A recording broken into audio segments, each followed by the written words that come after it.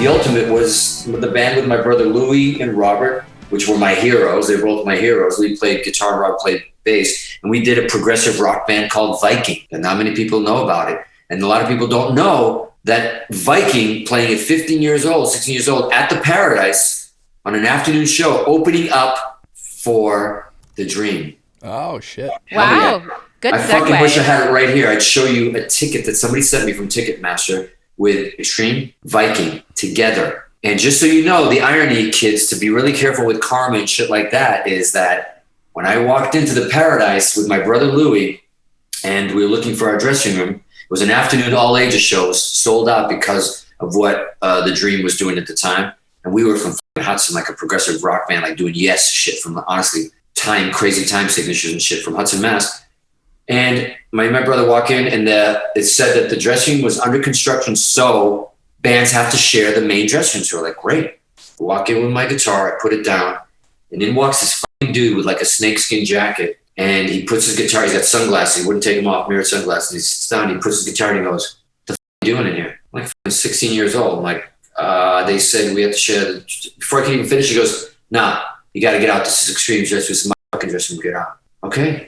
Me and my brother got out. We were Portuguese, quiet, like scared enough as it was being in this country. And we go and we use the coat room that nobody was using as our dressing room. I remember leaving that night. I left while they started. I walked out. My keyboard player, Joe Bowers, Portuguese kid. We looked up, let's see what these guys are about. I look up. I see this singer with spaghetti down his arm, curly long hair. He's fucking going. And I realized, oh, fuck, the guy that threw me out of the dressing room was a guy named Peter Hunt, the guitar player. Why is that significant? Because a year later, 2 years later, who do I replace in that band?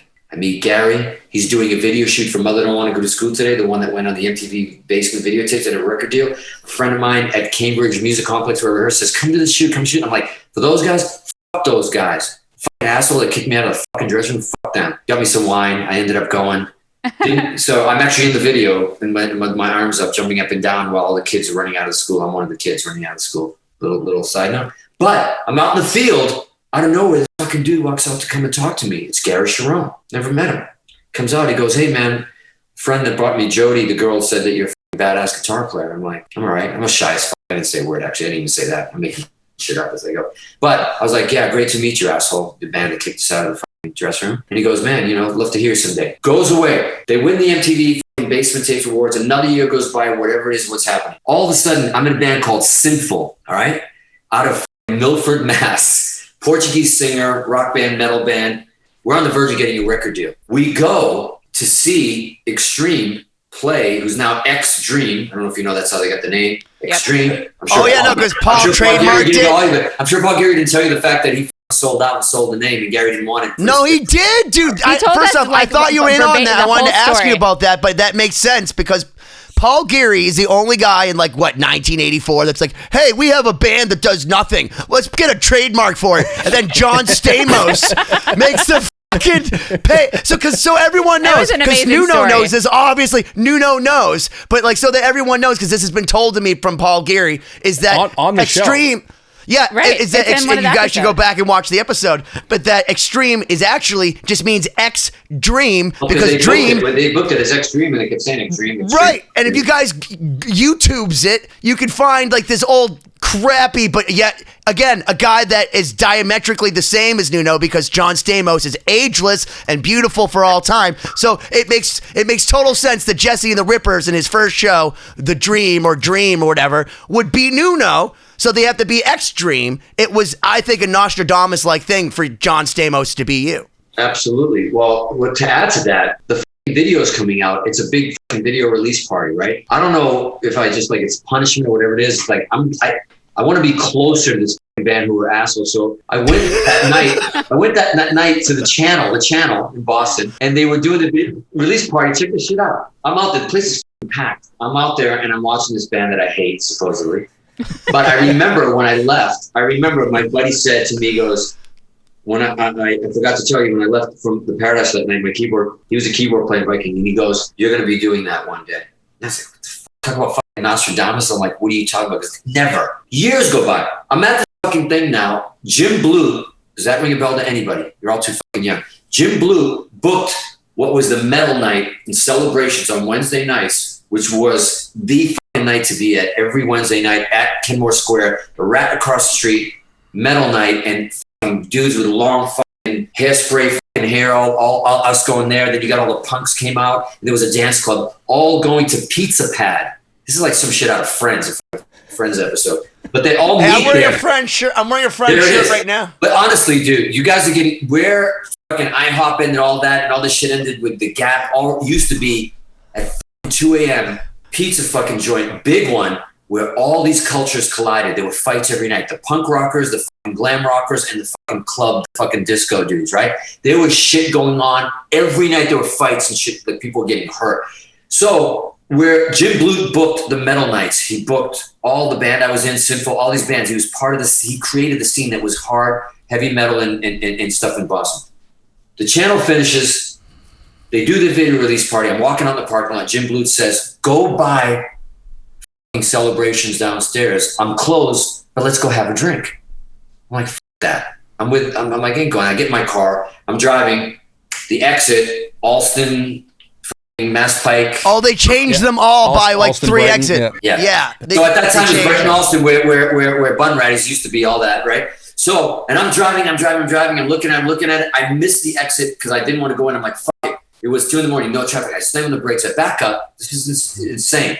I back up. I wasn't on Mass Pike yet, but whatever led you to Mass Pike at that time, which was not 290. Was it 290? 90. I'm on. I fucking say, fuck it. I show up at Celebrations. I don't see anybody. I'm fucking banging on the fucking windows. He kindly comes open the door. He's there. And he's like, come on in. I'm just with a friend of mine. There's only one other person in there. Guess who this motherfucker was in there? Gary Cherone. What are the fucking odds that the only other person is Gary Cherone?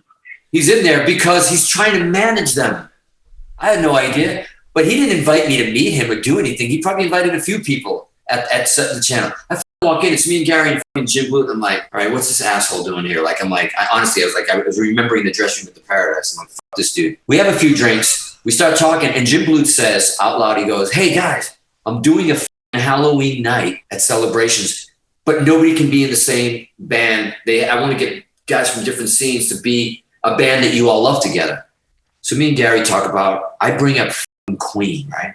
He's like, what did you just say? I said, Queen. He goes, you're not a fucking Queen fan. He goes, I'm the fucking Queen fan. He goes, fuck you, you're the Queen fan. I'm the fucking Queen fan. I go, you know how I know? Because I'm going to fucking tell you the fucking album that should be the fucking best album that they ever had, whatever, and you're not going to fucking know it, and it's not your album. And I go, he goes, yeah? This is like literally out of the He goes, want to do it at the fucking same time? I'll go ahead. We both said at the same time, Queen 2. Literally. Yes! March of the Black Queen! March of the Black Queen. Yes! Literally. He said it. I'm like, bullshit. This is like Step Brother shit. Yeah, you just become best friends. Dude, that's my favorite album by them. Is it really? I didn't know that. It's my favorite album. Dude, and first off, I think that song Nevermore, where he does it in the falsetto. Yeah, Nevermore. Dude, you know how many times me and Gary sing Nevermore at soundcheck for fucking 20 years? Is that how you got that beautiful falsetto? Yeah. Like, I mean, because that's like, for me, like if you guys ever want to hear what the most beautiful falsetto that a man can do, go listen to Nevermore off Queen 2. And by the way, if you want to hear Queen's Stairway to Heaven, and it's not Bohemian Rhapsody, go listen to March of the Black Queen, which by the way goes into the songs before and after, because why not? Because they're Queen and they're prog.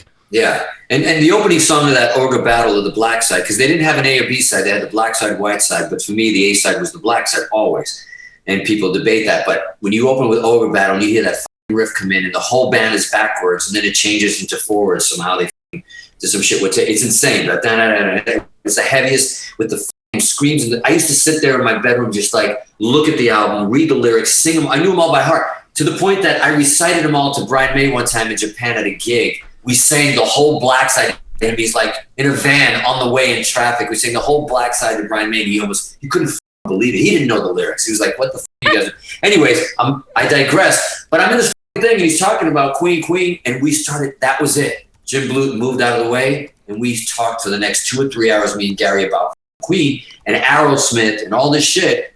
Do Aerosmith, let's get this guy from that band, whatever, I got Pat Badger. Pat Badger wasn't an Extreme yet at the time. I got him. I know this bass player. We did Aerosmith as Extreme before Extreme was Extreme. There's photos of it, of us dressed up as Aerosmith shit.